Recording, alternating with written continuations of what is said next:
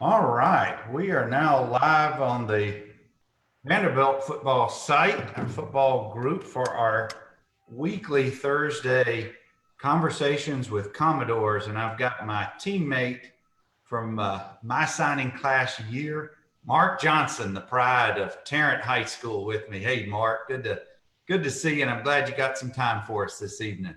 Oh, Bernie, I'm glad to do it. Glad to spend time with you this Thursday afternoon. Absolutely. And as you guys know, for the last almost 4 months or maybe a little bit more now, we have been doing these Thursday night discussions. I don't want to call them interviews because they're hopefully a conversation. And we're just living some good old days. And we've had all different decades represented. And unfortunately, Mark and I are now getting into that older category of Speak for representatives. yourself, Bernie. That's right. The class of 86. We both came in together. I'm from Dothan. Mark was from Tarrant. We had Thor out of Barry. We had Scott Brown out of Walker County. So the four of us represented the state of Alabama our signing class year. And Mark, before we jump into that and go way back into your days at Tarrant and so forth, tell folks what you're doing now. Where do you reside? Tell us about your beautiful family. Just catch us up a little bit. No problem. Bernie, thank you again for having me on. And hello to everybody in the Vanderbilt Nation that's on the call or the meeting tonight. Bernie, after I graduated, I came back to Birmingham and was fortunate to get into the insurance business. I started working with Blue Cross Blue Shield of Alabama and really didn't have a real professional track at that time. I really was just kind of a training program, kind of learned the insurance business from the ground up. From the operational side, nothing exciting there. Moved into fraud and abuse investigation and ended up in the sales and marketing side. The funny story is, I remember I was Blue Cross Blue Shield of Alabama's big employer, big parking lot. I used to walk from the back 40 of the parking lot with a guy named Jeff Smith that was interviewing me every day, asking me questions. And he finally found out that I was an ex-athlete, ex-SEC athlete. And I was working in an audit job doing fraud and abuse investigation for Medicare claims, which I know you do some Medicare stuff in that arena. And he says he made a phone call and he springboarded my career at Blue Cross. He made a call to the marketing team, said, "Do you guys realize we have a SEC athlete working and doing investigative work in the fraud and abuse department at our company?" And so from that point, I got a call and interviewed and I got into the sales and marketing side of the insurance business, primarily on the healthcare side. Spent my first 11, 12 years professionally working for Blue Cross Blue Shield. Later moved away from Blue Cross Blue Shield and went to work for one of your top international consulting firms by the name of Willis. Did a short stint with Willis, and after Willis, I started my own firm, Creative Benefit Solutions, which I've just recently sold. So I was an independent broker, ran my own brokerage firm for about roughly 15, 16 years. Last year was a year that was unique. I had a bunch of companies approach me about, selling my practice to them. And I finally listened a little bit. I've always had a thick head, thick skull, and I finally listened a little bit and decided to bite the bullet. And as of January 1, 2020, I actually sold my firm. So that's the business side. The family side, I'm from a large family. I grew up, I'm one of 7 kids, 5 brothers and 1 sister, very athletic family. My sister was the best athlete. She's 3 years older than me. And then my dad was a great athlete. I had 2 brothers that were good athletes. They didn't play, my sister played college basketball. My brothers, they played high school ball. And from my family, of course, I'm married, been married now for 25 years. I have 5 kids, 3 girls, 2 boys. I have 4 grandkids. My oldest kid is 33 years old. So anybody that was at Vandy during the time I had my first child was born my second semester, my freshman year. So I matured very quickly. And so I've had kids, that's my family. I have 4 grandkids, 3 girls, 10, 9, 7, 6. And I have an 8-year-old grandson that actually lives in Nashville. So that's my family background. So all good. So I'll be working till I'm 85. Awesome. And you live in the Birmingham area? Yeah, I moved back to Birmingham in the early 90s and have been in Birmingham since. And of course, I this is where I sleep, but I travel quite a bit, and I've spent a lot of time in Birmingham, back engaged in the Birmingham community, and I've really enjoyed being in Birmingham. Really like it. So. I'm a little remiss that I know you and I are just across town from each other and rarely get to see each other. So we need to change that in the future. Oh, absolutely, absolutely. That's sure, but that's fantastic, Mark. I'm so glad to hear all of that and that you've sold your company and just doing so well. But I want to welcome. We've got a bunch of Commodores who've rolled in: Carlton Hall, Pat Fitch, Louis Woolridge, June Jakes, Beth Graves Dodd. Welcome everybody. We've got Mark Johnson, affectionately known as Stump, and we're going to head into the Vanderbilt years in a few minutes. But I wanted to ask you, where do you fall in the line of the five boys in the family with your brothers? Where are you in the order? I am next to the youngest. My oldest brother was 14 years older than me, 14 years my senior. And my youngest brother is 9 years younger than me. So my big spread. Big spread. But Mark, with all those athletes in the family, did you feel pressure to live up to what older guys did ahead of you, or did they push you? How was that growing up as a kid in the middle of all that athleticism in the house? Plus having an older sister who probably was the best athlete. Well, she was tough. I mean, that was my biggest competition, to be frank with you. I mean, she was a hell of a basketball player, and tough enough probably could have played football as well, because she was the only girl out of 7 kids. But no, it wasn't a lot of pressure. It was just good examples. My family, they all great people, all hardworking people. They were good influencers. I don't really have a negative story or any pressure that I can recall. All supportive. We supported me as far as attending games. I tell a funny story. If anyone who knows me well have ever met my older brother Reginald Johnson, who's 9 years my senior, we are almost identical twins, but we're 9 years different. And a funny story, he would attend my high school football games, and my teachers would think he was me, and they would say, "Well, Reggie, but they would say, Mark, you're not playing tonight," and he would just laugh, and he would cut up with him sometimes and joke with him, but in reality, he's 9 years older than me. But he was a very good athlete as well. But it was good having that influence, that work ethic. My dad was a hardworking guy. He really taught us a lot of valuable lessons around, putting in effort and having the heart and desire. So it was all good. I don't have a real negative story about that. Well, I do remember meeting many of your family members at different times, particularly whether it was maybe after a ball game, but on our trips back home. Yeah. You, me, Thor, Big Sid sometimes would take those trips back home. I remember dropping you off, spending a minute or two with the family. But I always remember just a lot of love, a lot of how are you doing? Just good to see you. Do you want to stay in, have some food with us? That kind of just very welcoming environment. I know you probably cherish those childhood memories and recreate them now for your kids and now grandkids. I can't believe you're a grandfather. I see you got some wisdom growing right here. It looks good on you. That's one of the things about Terrence. We get out of the gate fast with Terrence, man. So, but Bernie, that's interesting. You bring that up, because you and Scott Brown, Kerry Clem, Scott Brown were my ride back to school back in the day. I mean, you would come out of Dothan to pick me up. Kerry would come out of Tallahassee, and I would ride with Kerry, or I would meet Scott Brown up in Walker County and catch a ride with him until I worked several summers and I purchased my own cars. But early on in the early days, you guys were very instrumental in helping make sure that I got back to Nashville. Right. So. We had strict orders to make sure you came back. But Mark, let's talk about growing up in Tarrant. It sits right outside of Birmingham. It's not part of I don't believe it's part of the Birmingham city school system. It's its own city and program. But you guys played all of those schools and the metro schools, but it's a much smaller high school compared to the city schools. So what was that like being just outside of Birmingham in the mid 80s? You were trying to make your mark. I know you played multiple sports and you really did make your mark. You set a lot of records, but what was it like not being in the city schools in Birmingham, but playing right outside in Tarrant? Well, of course, we were much smaller. So, of course, with that, you have fewer resources, and we had a tremendous number of athletes. Though there were a lot of kids that are guys that I played with that were just exceptional athletes. And so we were very competitive. Tarrant is a blue collar town.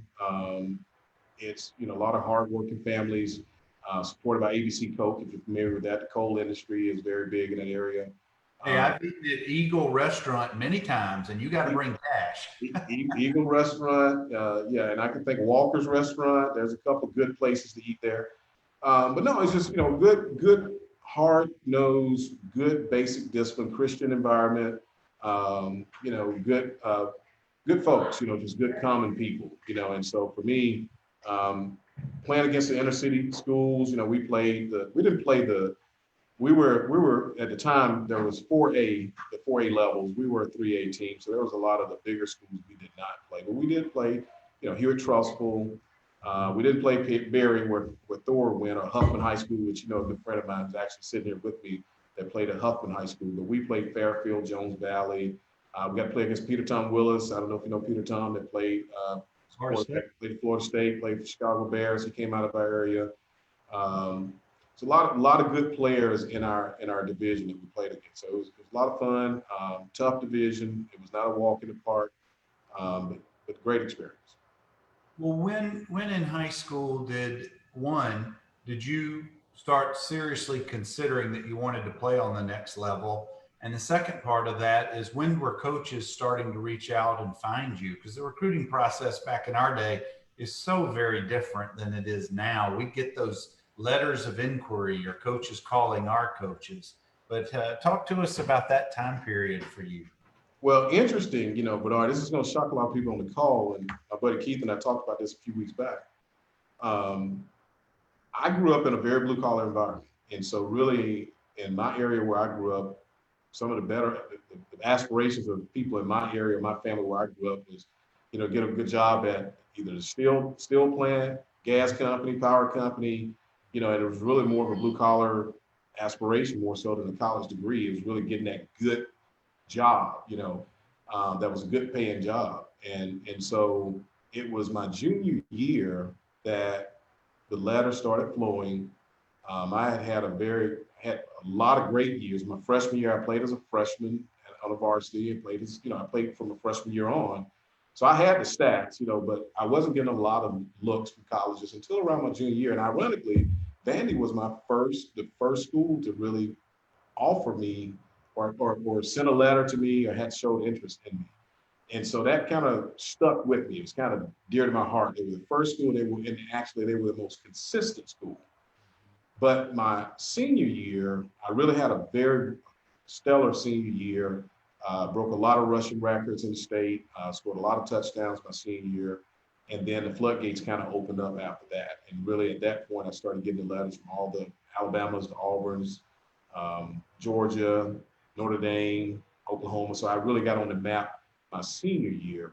But once I kind of peeled it back, look, I'm 5'6", at the time I was 5'6", 180 pounds, 185 pounds. Vandy was a pretty good proposition. It was close enough to get back to home, but the academic side of it, as well as the athletic side of it, to play in the SEC, from my parents' perspective, in my perspective, it was a no-brainer. So once that was on the table and the serious offer was available, we kind of said, you know what, it wasn't like I was this highly recruited kid from freshman year on, like you see today, kids getting offers and they. Right, your senior year, you sure were on the radar for a lot of folks. But Mark, before we continue, we got some Commodores that want to say hello to you. One of them is Gerald Boudini Mitchell, says to tell you. Ooh, baby. What's up, Boo? How you doing? OJ Fleming, Sam Chalmers, Gene Wyndham. Coach Wyndham is on with us. So thank you guys for spending a few minutes. We're talking with Mark Stump Johnson, and I want to kind of focus on your senior year, Mark. You had an outstanding high school career, but your senior year was really stellar. And were you serious about only Vanderbilt? Were there other schools that you went and visited that you really had some serious thoughts about, or really was Vanderbilt right there? And had you already met Mr. Simpson by this point? Well, Vandy was number one. I did Alabama and Auburn. I did Southern Mississippi, University of Tennessee, Chattanooga. those were the main 4 or 5 schools that I attended official visits. At that time, the only school that really was offering me a position to play running back was Vandy. Everyone else was thinking about converting me to some other position. And short-sightedness on my part, in my DNA, I'm a running back. I just had no desire to play any other position, although I did play defense whatsoever. But that was, I would say that Vandy was key. It was key to my heart. I mean, I remember back in the day when Vandy was in Birmingham in the early 80s, I think it was 81, 82. Vandy played Air Force in the bowl in Birmingham. I forget the name of the bowl game, but I sold programs as a kid, walking through the ballpark and selling programs. And I remember Vandy playing that game, and I just liked the black and gold colors. So I kind of think I had some bias, from the start, from just early on.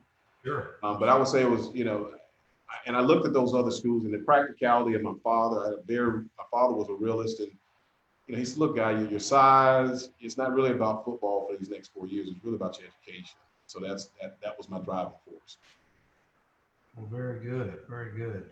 Well, Mark, were you first recruited by Coach Mack and his staff, or was it when Watson came on in the late fall, early winter of our senior year? No, I was a Coach McIntyre. McIntyre was my recruiting coach. Mark Bradley, I don't know if you remember Coach Bradley. Mark Bradley was the actual recruiting guy that actually visited me. And yeah, he recruited me as well.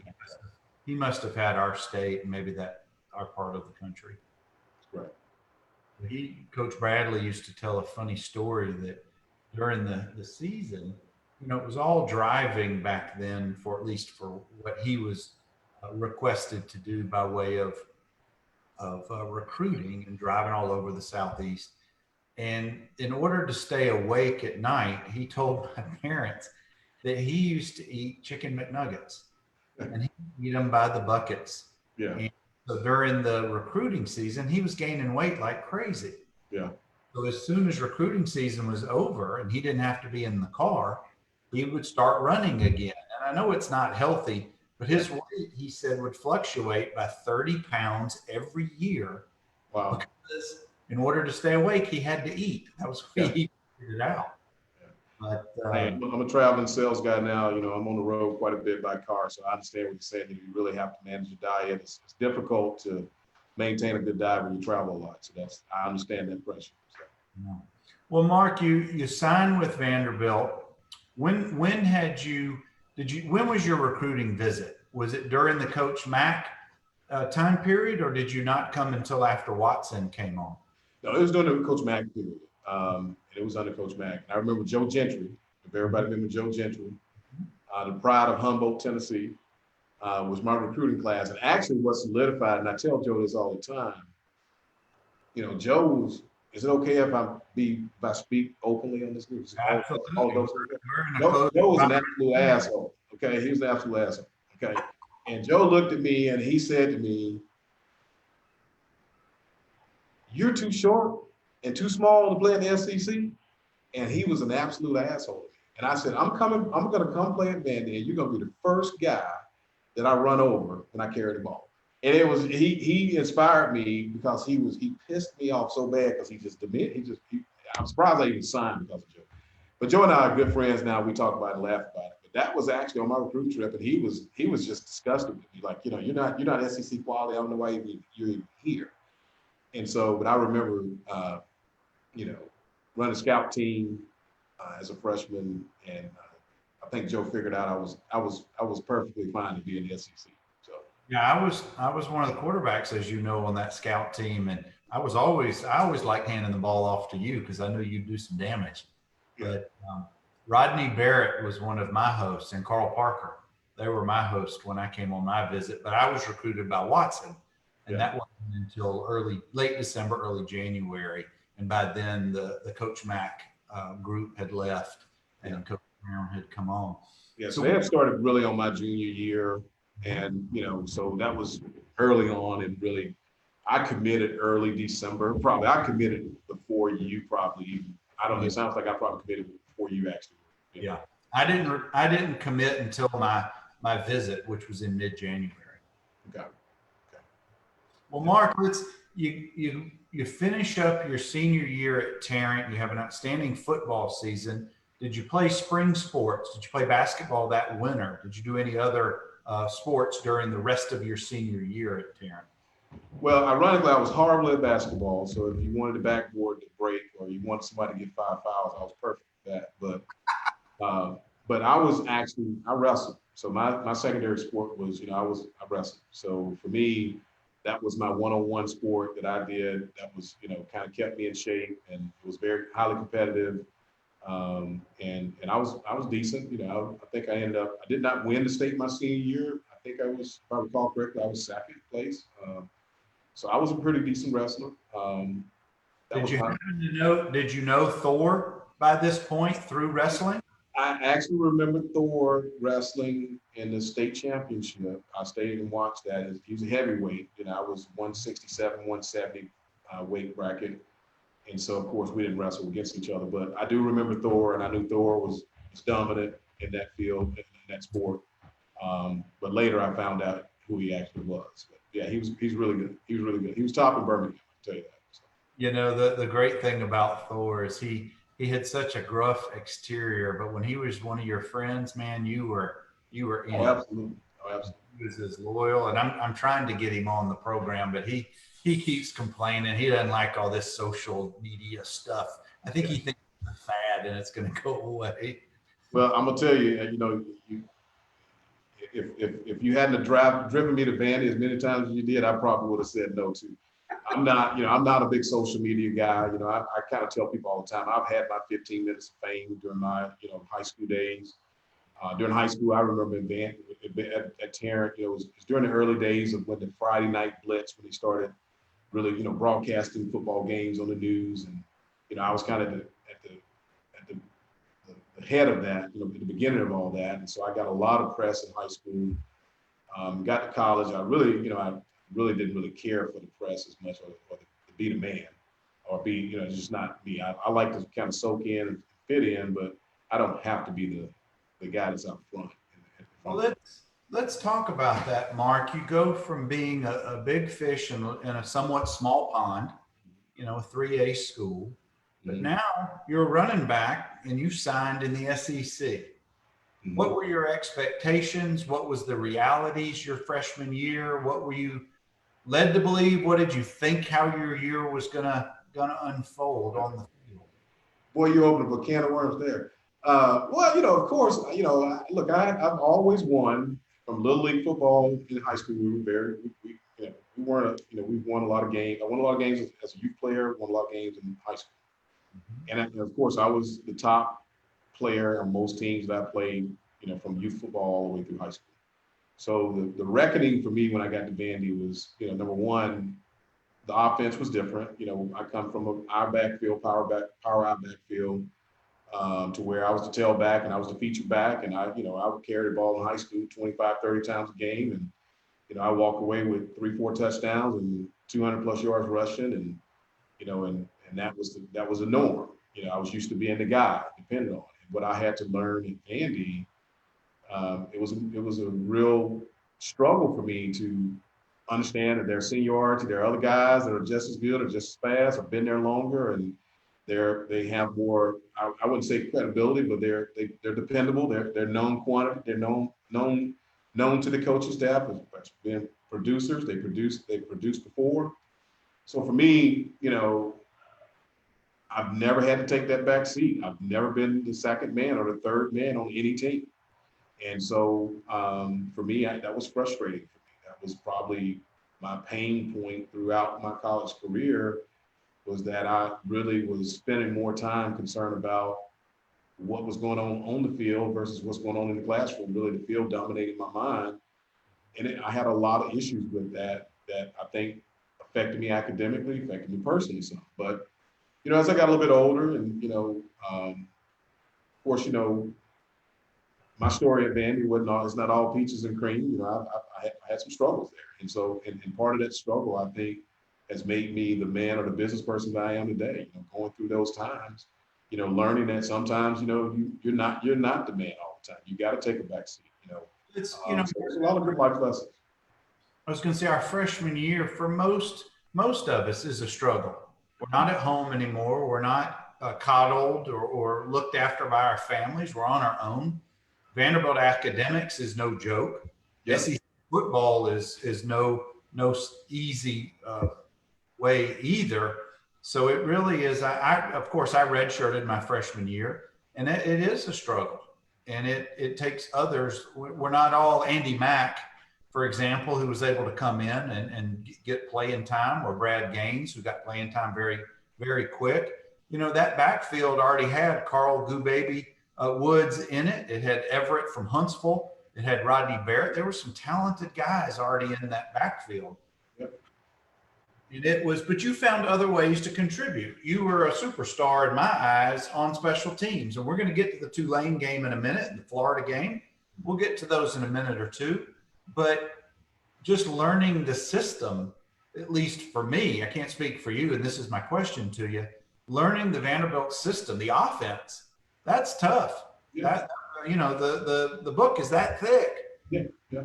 Well, you know, Watson was known as an offensive genius back in that day, you know, and so we ran a little bit of everything, you know, and so I think the biggest learning curve I had was learning. I really never had to catch the ball out of the backfield in high school. I can catch a, you know, tall sweep or take a handoff, but really one of my biggest hurdles was my hand-eye coordination, and also knowing how to read defenses, knowing how to read man-man coverage, or when it was zone, and knowing how to, you know, cut a route off, or when you should extend a route, or what you should do. And then the next thing was catching the ball with a guy hanging over the top of it, you know. So I really had not experienced that in any phase of my earlier career. And of course, at that time, you know, my mindset was, why are we trying to throw the ball? Why don't you just give it to me 15, 20 times? And I think we can make it happen, you know. So, but yeah, that's part of the matriculation through the process is, you know, you have to, at that time, I've always had a high self-esteem and high expectations for myself, and highly competitive. And, you know, yeah, Carl Woods was great. Rodney Barrett was great. Eric Crawford was great. But, you know, in my mind, the way I was raised, hey, I'm great too, and I want the opportunity. And I had to learn and learn to resolve it. These guys been there. These guys got history. These guys, and that was something that for me, you know, that's just that competitive juice. And so when I got a chance to return kicks, that was my time to shine. You know, give me the ball, coach, and I'm going to take advantage of that opportunity. And that's what I try to tell my kids. You know, sometimes the opportunity you want may not be the one, but you got to find another route. You know, there may be another way to get to that opportunity. Well, before we get to your first collegiate ball game and action, I want to welcome a couple of our former teammates. Jay Fish-Escher is with us. Hey, Fish. And Chris Krause has joined us. So thank you guys for stopping by. I'm talking with Mark Johnson, and we're heading into his college football days. And I want to know, take us to when the first time you lined up deep for a kickoff, and you're back there either by yourself or maybe next to Tony Piercy or somebody else, and you're about to catch a kickoff return. You know, it's hard to describe it because until you do it and experience it, you know, it's a very, it's very surreal. I mean, your heart starts pacing, and you really know, hey, you know, and you got guys running at you, and it becomes really real that you know, this is it's a man's game. You know, Jeff Mays and I spent a lot of time in returning kicks together. Tony Piercy was back there returning kicks. But what I remember is the guys that were on my team, like Brent Turner, Joe Gentry, Arnold Elliott. Those guys were relentless. They were blocking. They were landing on the line for me, and I felt like, you know, I could break every kickoff with those guys because they were really out there putting in good effort. Boo Mitchell was on kickoff, return with us. So we had some really good guys that were in front of me that gave me the confidence that, you know, no matter how nervous I was, I had some guys in front of me that were working hard for me as well. Well, you know, in high school, we're used to playing in front of a couple of thousand, maybe 8,000 to 10,000 if it's a big game. But a typical SEC game, particularly on the road, you're playing in front of 70 to 100,000 people. Yeah. Now, I know you try to block all of that out. You want to keep it between the lines and try and concentrate. But the reality is, you walk back there, you're getting ready for the kickoff, you're waiting for the for this, and you've got to be looking around, or something's going through your mind. Oh yeah, it's definitely something to take in, and my memory is, that, in Tuscaloosa and stuff. I remember in Auburn and stuff, playing in Georgia, it was very tough, so, but, but once again, I just felt confident. The guys in front of me, we rehearsed that, we practiced, the return all the time. And I felt confident I had good guys in front of me. So I would get over it really quick. I was awestruck my freshman year all the time, and just looking at all the stadiums and taking it in. The nostalgia there, the people that have been there before me, but I would always find a way to just, block it out, get prepared, and try to do the best that I could. Well, it certainly came to fruition when we played at Tulane our sophomore year in the Superdome, because that's still one of my favorite plays, is watching you run that kickoff back. And for those of you who don't remember that game, or have forgotten about it, that's also the same game where Chris Gaines had 37 tackles in the same game, which I don't know if anybody has even ever come that close in a Division I, much less an SEC game. He tackled the water guy. He tackled referees, cheerleaders, band, you name it. People in the stands are still getting hit by Chris. But those two performances are two of the top for me during my 4 years at Vanderbilt that I will always remember. Yeah. And I hope you have vivid memories of that return. I do remember it like it was yesterday, for two reasons. One is, it was, number one, the largest hole on a kickoff return that I've ever seen. It was return right, and it was like the parting of the Red Sea. I mean, it just opened up, and as I'm running through the gap, I'm watching myself on the Jumbotron, which was the first time you really played in a stadium that had the Jumbotron. Yeah. And I had to focus on running the ball versus looking at myself running. It was hard to concentrate because it happened like that, but it felt like it took, 2 or 3 minutes. Sure. But yeah, it was a great experience, a great run, and like I said, it was one of the best gaps or the best open holes that I can ever remember. Keystone Cops could have taken that semi with our equipment. Oh, it was definitely a semi hole. And with that, I don't want to belittle the moment, but I think there was quite a few people that could have taken that into the house. So it was good. It was a perfectly blocked kickoff return. I mean, it was the one that was done right. And if you ever seen it done right, that's what it's really. I'd love to find a tape of that and see it again. And that's my most vivid memory of you. You had many others. You ran the ball quite a bit. And that's why I want to jog your memory a little bit, Mark, of any memorable games or plays or just impressions that you had before or after games that really are something that you still remember. Maybe you've passed it on and shared with the kids, and by now they're rolling their eyes. Dad, we know this story. We've heard it 100 times. But I want to get that from you. Any other on-field experiences from playing at Vanderbilt that really are memories for you? Well, I'll give you a couple. I give you a day of reckoning, because even though I'm 5'6" and a half,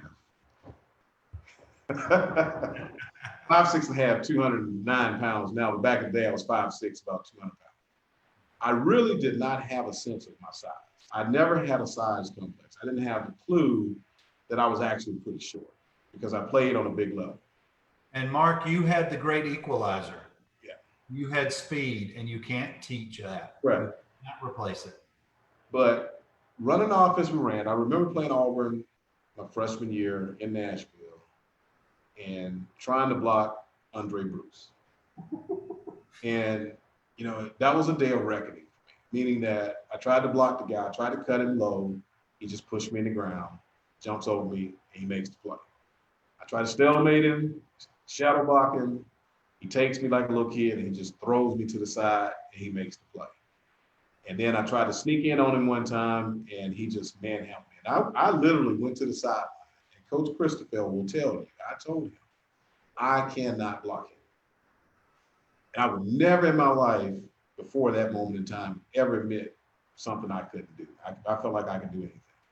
So that was a day of reckoning. It was a day of realizing, okay, we're playing against the top talent. And so And the future #1 draft pick of the NFL. In the NFL. And so, but in reality, just, playing at Tarrant High School, tying it back to high school, we played against some good players, but I've never seen anybody to the likes of a Andre Bruce. And so that was a day of reckoning. And then I'll tell you another funny story. My older brother Reggie, had come to a game and videotaped the game. I can't remember the game, so we were watching it. He sent me the videotape, VHS, and I'm watching the replay of it, and they pan the sideline, and they scan over all the players, and then and it drops down. I look, and it's this little short guy in between all these guys, and I was like, "That's me." And it was like I really at that moment realized, man, you're really small compared to a lot of these guys that you're playing against. But I never really let that stop me from in any respect. But it was a reality check. If that makes sense. But if I could do it all over again, I'll do it again. It was a lot of fun. It was a big challenge. A lot of life lessons. From a sales perspective, you don't win every day, but you got to try to win. Well, that's what I was going to go to next, Mark, is I keep hearing lots of life lessons that you're sharing in here. And whether it's for your children at your, within your family, or team members who you lead in your professional life, I suspect you've used a lot of these life lessons in sharing some of that wisdom and experience that you've garnered. Well, absolutely. I have a 15-year-old son now that's an athlete. He's a two-sport kid. He plays football, baseball. And so, work ethic, trying to teach him to have that fight, as we say, having that dog in you, that's willing to, go out there and fight regardless. Sometimes don't read the stats on everybody else, don't worry about what everybody else's accolades are. You still got to play and perform. And so, yeah, I try to say that. Now, I've had an independent brokerage that I ran for 18 years, and we weren't the largest shop, but we competed against the largest shops, and we had to show up and show out, as we say. We had to show that we were capable, even though, some people may say, well, you have a slim chance of winning. So yeah, the life lessons are there. I've shared them with my family. I share them with friends. It's inspired me throughout the will to continue and fight. Mark, your 15-year-old son, has he decided which sport he likes the best? He has not. The funny story is the sport he likes the best, he's not playing. He actually loves basketball. But, listen to the divine wisdom of Father. You kind of, your runway in football and basketball is probably a lot shorter than it is in baseball and football. But I think football's in his DNA. I mean, I never forced him to play the game. He wanted to play the game. He still desires to play the game. So I think football is his #1. Baseball, he's a hell of a baseball player as well. He's just a good athlete. And so, but yeah, I mean, he's my last child. I'm about to be an empty nester. So he's getting a lot of time and attention from Dad. So he's hearing a lot about those stories. Maybe more than he wants sometimes. More than he wants. And I have to temper it, Bernard. I tell you, I have to pull myself back. I have to, kind of, do a woosah moment and just, that competitive energy. I have to dial it back a lot. Is he got his sights on wanting to play on the next level? He definitely does. He's not very expressive about it right now because we're working through that. I think at this moment, he's putting in the work to do whatever it takes. And so at this point, we're working through that. And I think that'll reveal itself. He actually played on the varsity football team at Oak Mountain High School as a freshman. We're playing in the top division, 7A in Alabama, which the division we play includes, several of the teams that are in the top 50 teams in the country, high school teams. So he's getting the exposure to high level football, a lot higher level football than what I played. So I think the future is bright for him, and we'll see how it goes. Well, if he's a son of yours, I know he's got a bright future. But Mark, I want to let you know that June Jakes says to tell you hello. And Coach Gary Shepard says to tell hello to Stump. What's up, Coach? I haven't seen Gary. I see you on Facebook. Like I'm a warrior on Facebook. I look at everybody post. I don't post much, but I appreciate you, Coach. You check in with me a lot. And June, I see you out there as well. Hope everything's going well.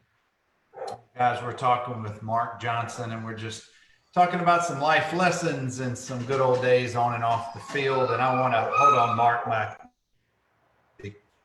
The dogs are going nuts right now, so sorry about that in the background. Okay.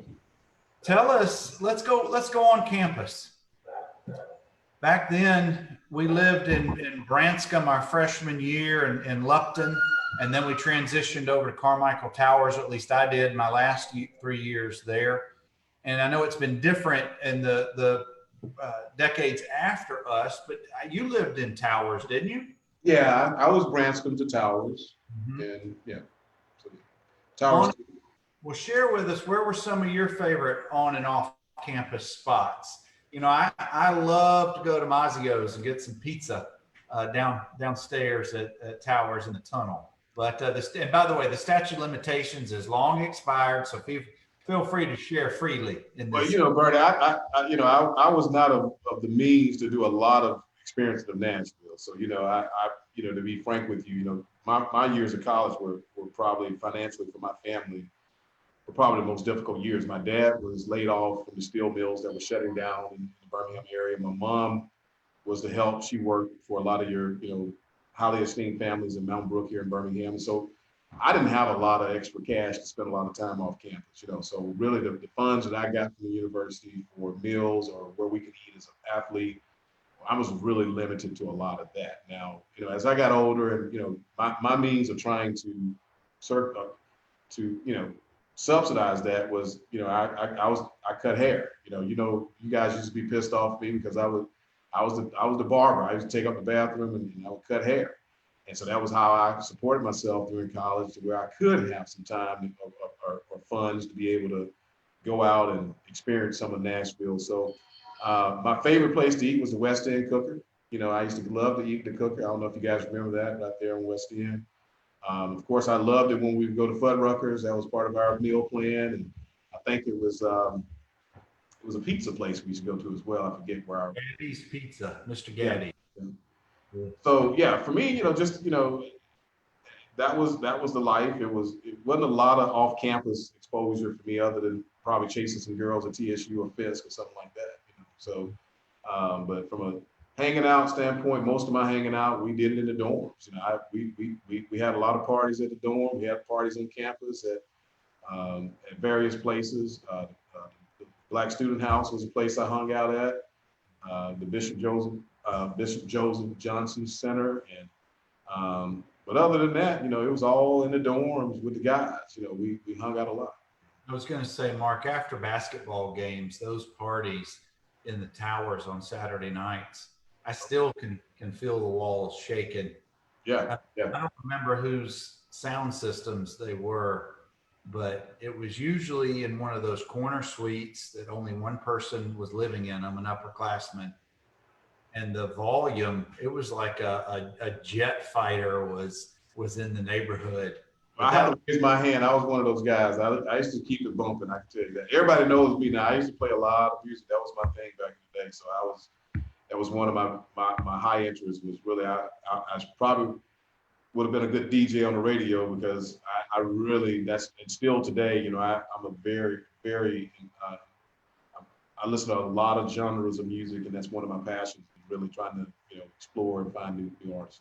Well, knowing, and I'm asking some of these questions because I suspect some of your children are going to want to listen and watch this. What was some of the music back in our day that really got your attention? Who were some of the bands?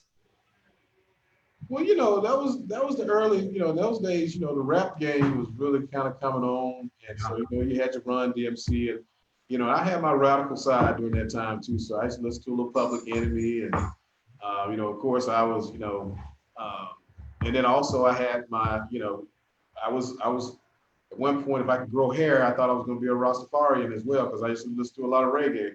So, you know, yes, you did. Got me. So, you know, I was all over the place, man. You know, so I was rock and roll, you know, a little bit of everything. So I learned to listen to a little bit of everything. Nashville being a music city, you know, so you could always catch a band. You know, when I did get a little bit older, my junior and senior year, we used to hang out at a place called Modern Era, which is over on, it was on Jefferson. It's no longer there now. HCA took over the property. There's a little hole in the wall juke joint, if you know what that is, and it was a good place to hang out. And that's one of the places that I tell you, who turned me on that place was Goo Baby, Carl Goo Baby Woods. That was Goo's hanging spot. And so we would go to the Modern Era and hang out there. That was one place I know we spent a lot of time at. But Did you ever spend any time across the street at Banditos? yeah, Banditos was popular. But yeah, I mean, but that was, yeah, but I would just be honest with you. I don't know what else. The chicken fingers at West End Cooker were the best in town. And fries, they had those small shoestring fries, and I could eat them. Right. That's right. Now when I say, I'm gonna try and jog your memory one more time. When I say the Snowbird Report, what does that mean to you? I'll give you a hint. You're gonna have to Because usually when we had snow and Wally Hubert was involved. Oh gosh. I'm still drawing a blank. I don't know if I got that report, Bernard. I don't know. Oh, we all got that report. That's Wally streaking down West End Avenue when it was snowing. Oh yeah. I remember Wally Hubert very well. I don't remember that about Wally. I don't know if I ever remember. I don't know if I ever got that newsletter. Well, you know, and we're getting close to the end of our discussion, Mark, and I appreciate you sharing some memories and some time. I want to talk about our recruiting class of '86. We had some great athletes. We had some really, really smart guys in our class. Yeah, absolutely. And just some stand-up fellas. Correct. And I could probably name the whole class except maybe one or two, because everybody stayed through except for Jim Beatty and Chris Twist. And then there was one guy who committed, I think maybe to one of the academies and never showed up, David something. But we had contributors from day one on the field, in addition to Brad Haynes, Andy McCarroll, John Newman, Damon Winston, of course. Yep. Chip Price.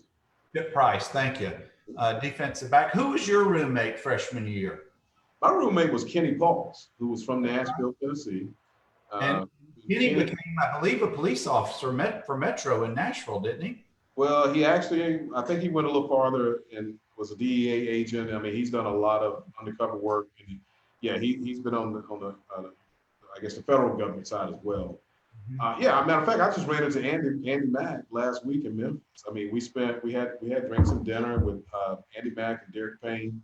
I was up there for a baseball tournament with my son, and so we all hung out for a little bit, had some dinner, and had a couple drinks. And so actually right now, I played golf yesterday with Brian Donnelly, who's a walk-on. He actually walked on, and so but I have not seen or heard anyone talk about Damon Winston, where he is today, what is he doing today. I think I saw something on Facebook or something that saw Damon, maybe he was working at Target's home headquarters. Chip Price has fallen off the map. Don't know where he is. I don't know anyone has ever had any contact with him. And Chip was so funny back in the day. He was that way when we were on campus. He was very quiet, very reserved. No one ever really knew he was coming and going. Very quiet fella. And you're right. He and Damon, I don't think they do much on social. And I hadn't heard from them in years, but I do want to welcome Brian Donnelly, who's just joined us. And Billy Smith is there. And Billy Smith, obviously one of the beloved Keystone Cops and one of the retired from Birmingham Metro. He says, yes, Kenny was with the city or with Metro Police for a while. Chief Russell hired him. And I guess that's how he started his career in the force. But Mark, I can't thank you enough, bud, for spending some time with me tonight. I enjoyed it. Thank you for thanks for thinking of me, Bernard. I really appreciate that, and I really you and I must do better. I mean, you're here in Birmingham, and I would love to hang out with you a little more. Maybe we'll go swing the golf clubs. And would love to sometime. Great time. So I appreciate the time. Thank you. Absolutely. Well, guys, this will conclude another Conversations with Commodores. One of my teammates and classmates, Mark Stump Johnson, just shared some awesome stories and life lessons with us. And we're going to keep coming to you. We've got these lined up for the next several weeks, all the way up through September. And we're going to keep doing them as long as I can keep finding folks who want to come and have a conversation with me. You guys continue. Go ahead, Mark. I was going to say, find Damon Winston. That's somebody we really need to hear from. Oh my gosh. If I find Damon and can get him on here, we might end the show, because I truly have not spoken to him since college. That's right. But guys, we really are in the crux, and I'm going to get off my soapbox. We're in the crux right now of the pandemic. please be smart. Please wear your face mask and do the right things. Use common sense. We're going to get through this. We just got to do what they're telling us. Y'all have a good weekend, and we'll catch you next Thursday night. Be well. Thank you, Mark. Thanks, everybody. Have a great night.